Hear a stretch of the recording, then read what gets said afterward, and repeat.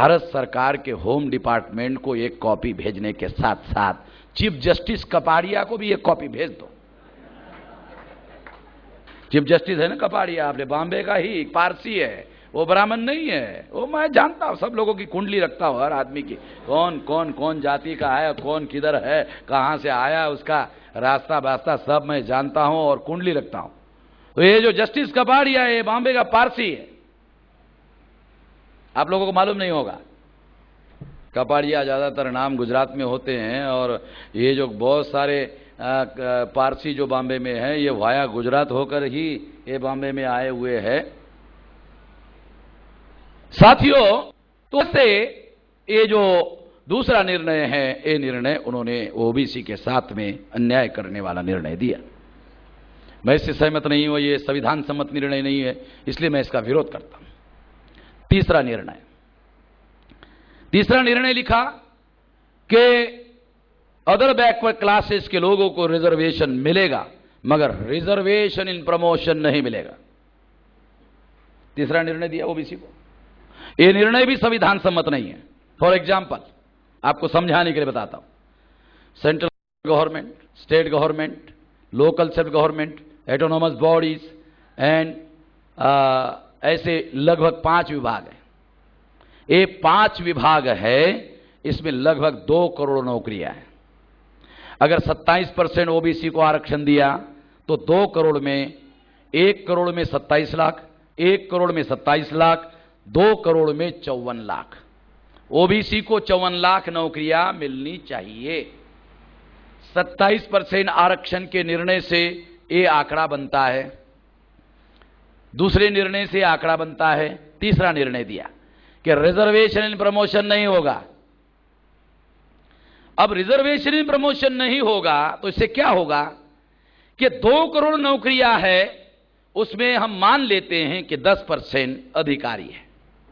छोटा अधिकारी, उससे थोड़ा बड़ा अधिकारी, मध्यम अधिकारी, फिर उसका बड़ा अधिकारी, बड़का अधिकारी, प्रथम से अधिकारी, पर क्लास 1 अधिकारी, मान लिया जाए 10% अधिकारी है।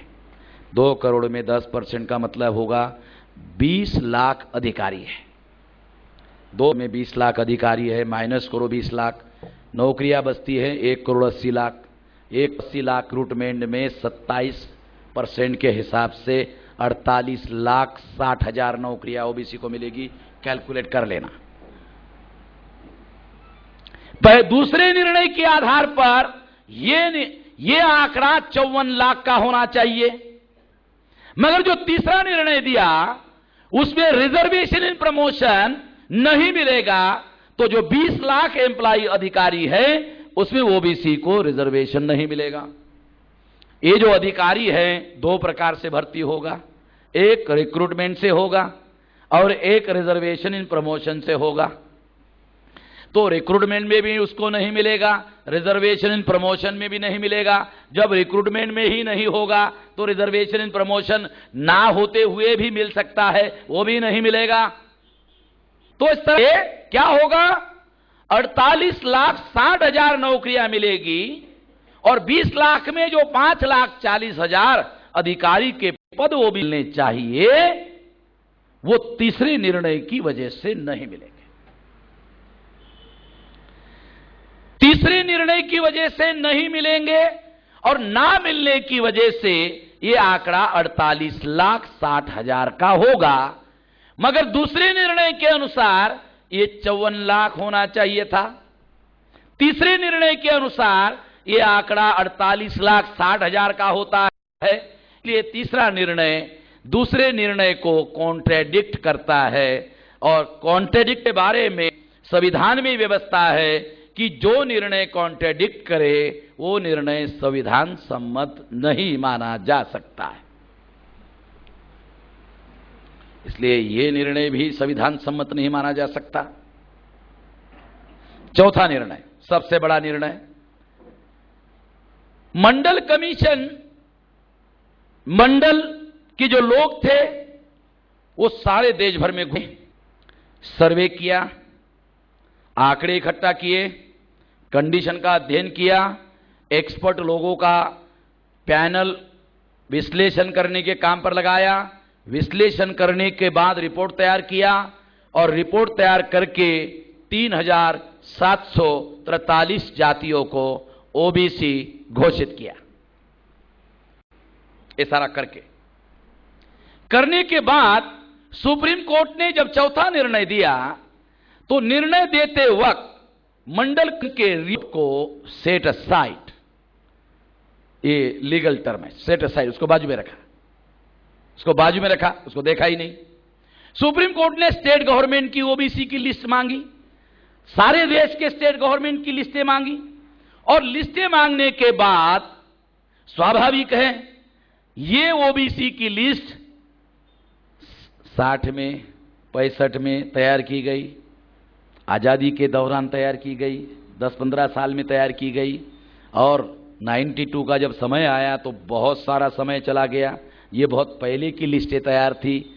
ये पहले की लिस्ट में बहुत सारे ओबीसी को ओबीसी ही नहीं माना गया था। वो लिस्टें सुप्रीम कोर्ट ने दिल्ली में मांगी, सुप्रीम कोर्ट में मांगी। मांगने के बाद क्या हुआ, सुप्रीम कोर्ट ने मंडल कमीशन की लिस्ट और स्टेट गवर्नमेंट की लिस्ट, इसमें स्टेट गवर्नमेंट के लिस्ट में जिन जातियों को ओबीसी माना गया और वही जातियों के नाम मंडल कमीशन की लिस्ट में है कि उतने ही जातियों को सुप्रीम कोर्ट ने ओबीसी माना, बाकी जातियों को ओबीसी मानने से इनकार कर दिया। अब ये जो आदेश है, ये आदेश तर्कसंगत और संविधान सम्मत कैसा नहीं है। एक आपको बड़ा कारण बताता हूं।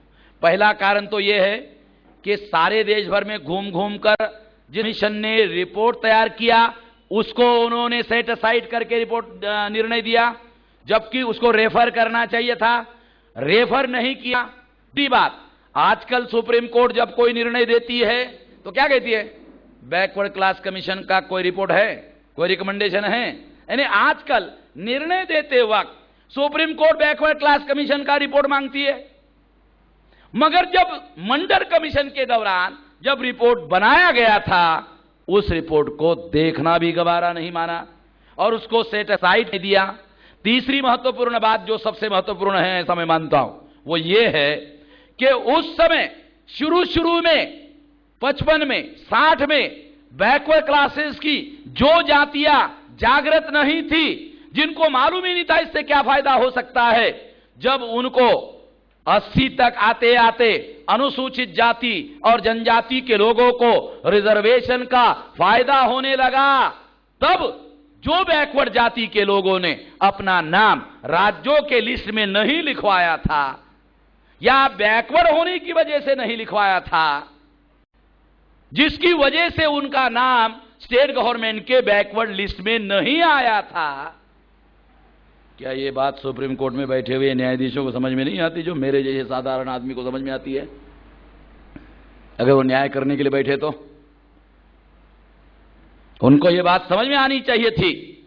और इस तरह से उन्होंने क्या किया, इस बात को रंग हुए निर्णय दिया कि राज्य सरकार की लिस्ट और मंडल कमीशन की लिस्ट में जो जातियां समान होगी केवल उतनी ही जातियों को कमीशन लागू किया जाता है।